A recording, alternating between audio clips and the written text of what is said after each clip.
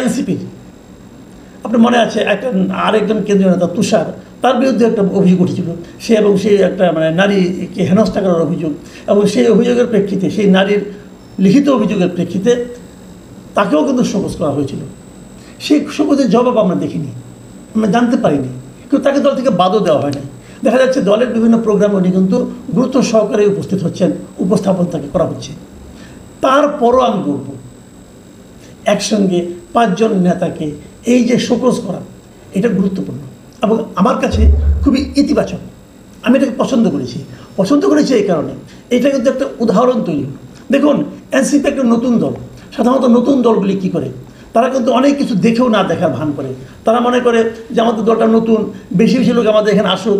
যখন জোয়ারের পানি আসে, তখন অনেক ময়লাও আসে, তারা ময়লা আবর্জনা সহই সেটাকে ধারণ করতে চায়। কাজে তখন তারা কিন্তু অনেক কিছু দেখে না, অনেক কিছু বাছে না। কিন্তু এরা শুরুর থেকে বাছা শুরু করেছে, এরা শুরুর থেকেই একটা ডিসিপ্লিন দলের মধ্যে আনতে শুরু করেছে। এবং এটা যদি আরও আগে তারা শুরু করতে পারতো, আমি আরও খুশি হতাম। আমি ভাবতাম তাহলে হয়তো এদের এত যে মাঝে মাঝে স্ক্যান্ডাল হয়ে গেছে, বদনাম হয়ে গেছে, মানুষ এদেরকে অবিশ্বাস করতে শুরু করেছে, এগুলো কিছুই হতো না। সেই সুযোগ এদের ছিল, কিন্তু তারা শুরুটা ভালো করতে পারে নাই। আমি ধরে নিচ্ছি, আমি ওনাদেরকে একটা বেনিফিট অফ ডাউট দেবো আর কি। এটা কোথায়, যে ওনাদের অনভিজ্ঞতার কারণে এটা হয়েছে। তারপর দেখুন, ওনারা কিন্তু ওনাদের যে অ্যাকাউন্টটা, সেটা কিন্তু ওপেন করে দিয়েছে, যে ওনারা চাঁদা নিচ্ছে।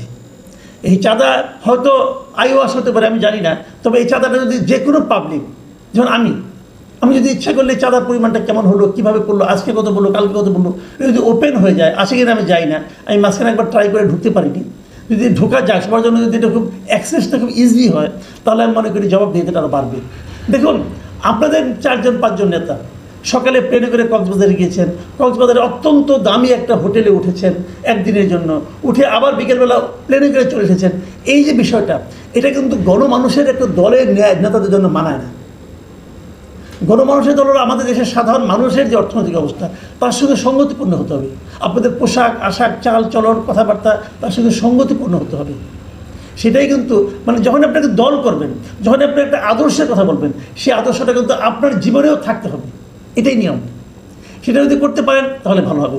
আমি দেখলাম যে এনসিপি তাদের এই যে শোকজ করার ঘটনাটা, শোকজের চিঠিগুলি, সেগুলি একদম ফটোকপি সহ স্ক্যান করে তারা তাদের ফেসবুক পেজে দিয়েছে, এবং সেই ফেসবুকের পেজের নিচে অনেকগুলো কমেন্ট করেছে, নানা ধরনের কমেন্ট করেছে। কেউ এটাকে ভালো বলেছে, কেউ এটাকে সস্তা নাটক বলেছে, এবং কেউ এটাকে বলেছে তোমাদের মধ্যে কমিউনিকেশন নাই কেন, দল চালাবে কীভাবে। আবার কেউ বলেছে এটা একটা জবাবদিহিতার উদাহরণ তারা তৈরি করলো, এবং অনেকে বলেছে যে জবাবটা কী দেয় সেটাও আমরা